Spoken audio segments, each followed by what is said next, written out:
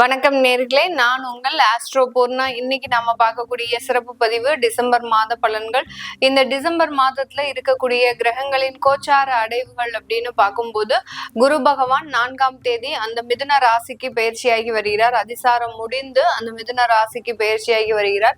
அடுத்து சிம்ம ராசியில கேது பகவான், அடுத்து துலாம் ராசியில இருக்கக்கூடிய அந்த புதன் பகவான் 7ஆம் தேதி டிசம்பர் மாதம் அந்த விருச்சிக ராசிக்கு பயிற்சியாகி வருகிறார். அடுத்து விருச்சிக ராசியில இருக்கக்கூடிய அந்த சூரியன், செவ்வாய், இந்த 2 கிரகங்களும் செவ்வாய் 8ஆம் தேதி தனுர் ராசிக்கு பயிற்சி ஆகிறார். அடுத்து சூரியனாகப்பட்டவர் 16ஆம் தேதி தனுர் ராசிக்கு பயிற்சி ஆகிறார். இந்த விருச்சிக ராசியிலே இருக்கக்கூடிய அந்த சுக்கிரனாகப்பட்டவர் 20ஆம் தேதி டிசம்பர் மாதம் தான். இவர் முழுவதுமாக ஒரு 20 நாட்கள் இந்த விருச்சிக ராசியில இருந்து அதுக்கப்புறம் தான் தனுர் ராசிக்கு பயிற்சியாக போறார். அடுத்து கும்ப ராசியில ராகு பகவான், மீன ராசியில சனி இயல்பு நிலையில தான் இருக்கிறார் இந்த மாதம்.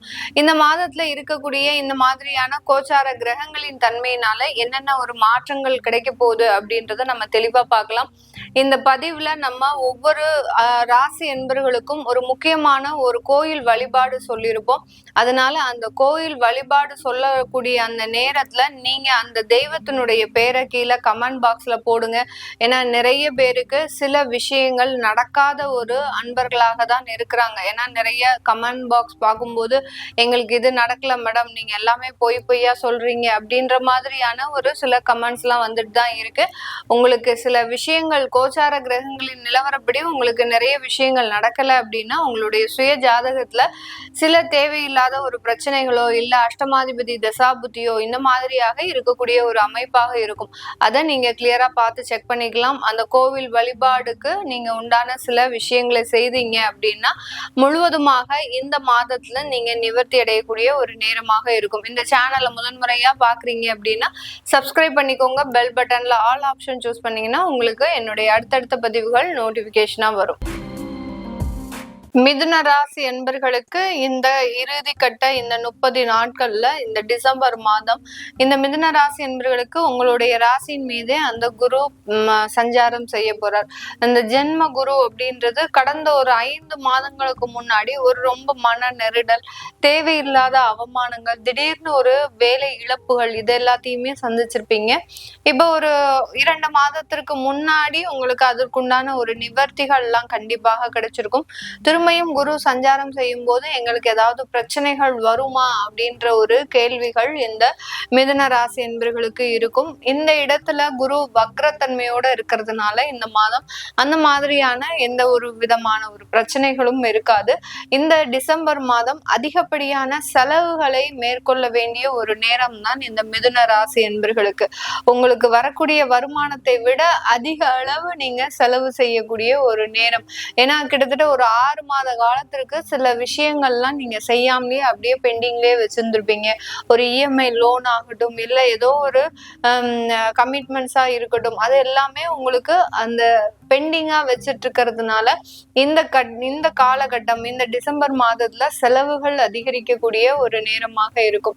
உங்களுடைய 6ஆம் இடத்துல இருக்கக்கூடிய அந்த சூரியன், செவ்வாய், சுக்கிரன் இந்த 3 கிரகங்களும் இந்த மாதம் உங்களுக்கு 7ஆம் இடத்துல சஞ்சாரம் செய்ய போறாங்க. இதனால வெளியூர் பிரயாணங்கள், வெளிநாடு பிரயாணங்கள் அதிகரிக்கக்கூடிய ஒரு நேரமாக தான் இந்த மிதுன ராசி என்பர்களுக்கு இருக்கும். அதே சமயத்துல இந்த மிதுன ராசி என்பர்கள் ரொம்ப திறமை படைத்தவர்களாக இருக்கிறதுனால எந்த இடத்துக்கு போனாலும் இவர்களுக்கு இன்டர்வியூ பெரிய அளவுல சக்சஸ் ஆக மாட்டேங்குது. ஏன்னா ஓவர் நாலேஜ் நமக்கு உடம்புக்கு ஆகாது அப்படின்ற மாதிரியாக தான் அலுவலகத்துல இருக்கும்போது இவர்களினுடைய அதிக திறமையான ஒரு விஷயம் இவர்களுக்கு மிக பெரிய அளவுக்கு வேலை சம்பந்தப்பட்ட ஒரு தொந்தரவுகளை கொடுக்கக்கூடிய ஒரு தருணமாக இருந்தது. இந்த காலகட்டம் அது சம்பந்தப்பட்ட சில விஷயங்கள்ல இருந்து நிவர்த்திகள் முழுமையாக கிடைக்கக்கூடிய ஒரு நேரமாக இருக்கும். இந்த மிதுன ராசி என்பர்களுக்கு இந்த காலகட்டம் வெளிநாடு போகிறதுக்குண்டான ஒரு யோகமான ஒரு காலகட்டம்.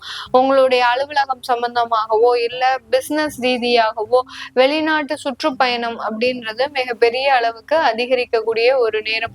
பிசினஸ் பண்றவங்க எல்லாம் பாத்தீங்கன்னா ஒரு கன்சல்டன்சி சர்வீசஸ், அடுத்து பாத்தீங்கன்னா ஒரு கான்ட்ராக்ட் சம்பந்தப்பட்ட சர்வீஸ் ஓரியன்ட் தொழில் செஞ்சுட்டு இருக்கிறவங்களுக்கு நிறைய நீண்ட தூர பயணங்கள் எடுத்துக்க வேண்டிய ஒரு அவசிய சூழ்நிலை இருக்கும். இதனால கொஞ்சம் ஓய்வு இல்லாமல் உழைக்கக்கூடிய ஒரு மாதமாக தான் இந்த மாதம் 2025 கடைசி ஒரு மாதம் இருக்க போகுது. இதனால இந்த மிதுன ராசி என்பர்களுக்கு அப்படி ஓய்வு இல்லாமல் உழைக்கிறதுனால ஏதாவது ஒரு நன்மைகள் கிடைக்குமா அப்படின்னு கேட்டீங்கன்னா, கண்டிப்பாக நீங்க போகக்கூடிய இடத்துல உங்களுக்கு ஒரு தனி மதிப்பு, ஒரு அங்கீகாரம், நல்ல ஒரு உயர்ந்த ஒரு உயர்ந்த ஒரு பதவி, இது எல்லாமே கிடைக்கிறதுக்கு உண்டான ஒரு நேரமாக இருக்கும். அலுவலக ரீதியாக போனீங்க அப்படின்னா அங்க இருக்கக்கூடிய ஒரு இடத்துல பாத்தீங்கன்னா உங்களுக்கு நிறைய ஒரு மாற்றங்கள் இருக்கவும், அடுத்து பாத்தீங்கன்னா தொழில் ரீதியாக போனீங்க அப்படின்னா உங்களுக்கு ப்ராஜெக்ட்ஸ் எல்லாம் கன்வெர்ட் ஆகிறதுக்கு, பிசினஸ் ஆக கன்வெர்ட் ஆகிறதுக்கு உண்டான ஒரு நிறைய அமைப்புகள் அப்படின்றது கண்டிப்பாக இருக்கும். பெரிய பெரிய இடத்துல, அதாவது ரிலையன்ஸ், அடுத்து பாத்தீங்கன்னா ஒவ்வொரு இடத்துலயும் அதானி பவர், இந்த மாதிரியான பெரிய பெரிய சாஃப்ட்வேர் இண்டஸ்ட்ரீஸ்ல வேலை பார்க்கக்கூடிய ஒவ்வொரு, அதாவது பெரிய அதிகாரிகளுக்கு இந்த காலகட்டம் ஒரு நிறைய ஒரு அலைச்சல்கள் அதிகமாகவும் நல்ல ஒரு முன்னேற்றங்கள் இருக்கக்கூடிய ஒரு நேரமாகவும் தான் இருக்கும்.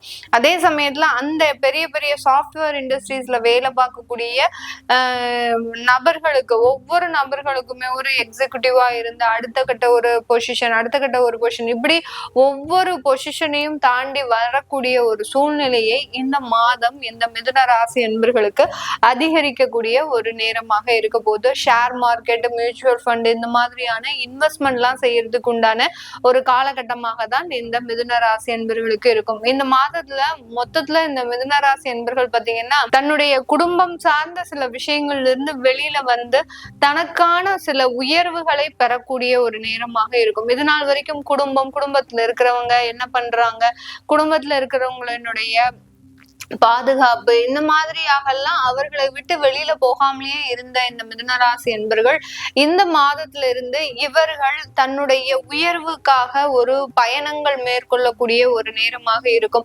தன்னுடைய அலுவலக ரீதியான தன்னுடைய செல்ஃப் டெவலப்மெண்ட் விஷயங்களுக்காக சில வளர்ச்சிகளை செய்ய வேண்டிய ஒரு நேரமாகவும் தான் இந்த மிதுனராசி என்பர்களுக்கு இருக்க போகுது. இந்த மிதுனராசி என்பர்களுக்கு திருமண வரன்கள் தேடக்கூடிய முயற்சியில அதிகப்படியான ஒரு தடைகள் இருக்கு. அது எல்லாமே இந்த மாதம் நீங்கக்கூடிய ஒரு நேரம். இந்த மிதுனராசி என்பவர்களுக்கு அவர்களுடைய ஜாதகப்படி சர்வதோஷமோ, குடும்ப தோஷமோ, மாங்கல்ய தோஷம், செவ்வாய் தோஷம், இந்த மாதிரியான அந்த திருமண தடைகளை உருவாக்குவதற்கு உண்டான தடைகள் இருந்தது, தோஷங்கள் இருந்தது அப்படின்னா இந்த மாதம் அதற்குண்டான நிவர்த்தியை பெற்று அதிலிருந்து தடைகளை அகற்றி உங்களுக்கு உண்டான திருமண வாய்ப்புகள் வந்து சேரக்கூடிய ஒரு நேரமாக தான் இருக்க போது இந்த மிதுனராசி என்பவர்களுக்கு. வெளிநாட்டுல படிக்கக்கூடிய மிதுனராசி என்பவர்களுக்கு இந்த காலகட்டம் வேலை வாய்ப்புகள், ஒரு இன்டர்ன்ஷிப் கிடைக்கிறதுக்கு உண்டான ஒரு வாய்ப்பு இருக்கு.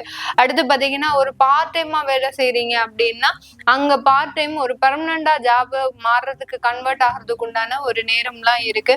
இங்க இந்தியால இருக்கக்கூடியவர்கள் ஒரு வயதானதுக்கு அப்புறமும் ஒரு 40 வயசாச்சு, 45 வயசாச்சு, ஆனாலும் எனக்கு நிறைய நாலேஜ் அப்படின்றது இருக்கு. இப்போ இடையில பாத்தீங்கன்னா ஒரு 2 மாதத்திற்கு முன்னாடி நான் வேலையை விட்டுட்டேன், எனக்கு வெளிநாடு போகக்கூடிய ஒரு யோகம் இருக்கா அப்படின்னா கண்டிப்பாக உறுதியாக இந்த மாதத்துல அதற்குண்டான முயற்சிகள் செய்தீங்க அப்படின்னா முழுமையாக அந்த முயற்சிகள் வெற்றி அடையக்கூடிய ஒரு தருணமாக இருக்கும். இந்த மிதுன ராசி என்பர்கள் கடந்த ஒரு 3 மாதங்களாக எந்தெந்த இடத்துல எல்லாம் இவர்களுக்கு சில பிரச்சனைகள் ஏற்பட்டிருக்கும் அப்படின்னு கேட்டீங்கன்னா, இவர்களினுடைய திறமைக்கும் நாலேஜுக்கும் தேவையான ஒரு அங்கீகாரம் கிடைச்சிருக்காது. அவர்களினுடைய வேலையில ஒரு பெரிய அளவுக்கு ஒரு முன்னேற்றம் இருக்காது. அது நீங்குவதற்கும், அடுத்து பாத்தீங்கன்னா இவங்க சாதாரணமா பேசிருப்பாங்க, அந்த ஒரு யதார்த்தமான ஒரு பேச்சினால ஏற்பட்ட கருத்து வேறுபாடுகள் அது திருமண உறவுகளை முறிக்கிறதுக்கு உண்டான ஒரு அளவுக்கு கூட போயிருந்திருக்கும். அந்த மாதிரியான பிரச்சனைகளை நீக்குவதற்கு இந்த மாதத்துல கோச்சார கிரகங்களின் அடிப்படையில நீங்க சுவாமி மலை முருகனை பிரார்த்தனை பண்ணும்போது, இந்த சுவாமி மலை முருகனுக்கு பேரே பாத்தீங்கன்னா ஞான முருகன் தான். இந்த சுவாமி மலை முருகனை பிரார்த்தனை பண்ணும்போது உங்களுடைய குடும்பத்துல இருக்கக்கூடிய சகல சௌபாகியங்களும் அடையறதுக்கு உண்டான ஒரு நேரமாகவும், உங்களுடைய திறமைக்கு ஏற்ற அங்கீகாரம் உங்களுடைய வேலையில கிடைப்பதற்கு உண்டான நேரமாகவும், தொழில இருக்கக்கூடிய ஒரு நஷ்டங்களை நீக்குவதற்கு உண்டான ஒரு நேரமாகவும் தான் இருக்கும். இந்த சுவாமி மலை முருகனை பாத்தீங்கன்னா நீங்க புதன்கிழமை அன்னைக்கு ஒரு 5 தீபம் ஏற்றி பிரார்த்தனை பண்ணுங்க. இந்த புதன்கிழமை அன்னைக்கு 5 தீபம் ஏற்றும் போது உங்களுக்கு இருக்கக்கூடிய அங்கீகாரத்துல இருக்கக்கூடிய சில பிரச்சனைகள் நிவர்த்தி ஆகிறதுக்கு உண்டான ஒரு நேரம். உங்களுக்கு உண்டான என்னென்ன பிரச்சனைகள் இருக்கோ, இப்ப நம்ம இந்த 5 தீபம்ன்றது உங்களுடைய அலுவலகத்துக்கு தேவையான அங்கீகாரம், உங்களுடைய நாலேஜுக்கு தேவையான உயர் பதவி, இதுக்கு உண்டான ஒரு பரிகார ஒரு தெய்வ வழிபாடுதான் நம்ம இப்ப சொல்லியிருக்கிறோம். இதே சுவாமிமலை முருகனுக்கு உங்களுக்கு திருமண தடைகள் இருந்தது அப்படின்னா நீங்க 7 தீபம் ஏற்றி வழிபாடு பண்ணணும். இப்படி உங்களுக்கு என்ன ஒரு தடைகள் இருக்கு அப்படின்றத நீங்க உணர்ந்து அதை கீழே கமெண்ட் பாக்ஸ்ல போடுங்க. அதற்குண்டான தீப வழிபாடை நம்ம மென்ஷன் பண்ணலாம். இது எல்லாமே நம்ம கோச்சார நிலவரப்படி பலன்களை கணிச்சு சொல்லியிருக்கிறோம்.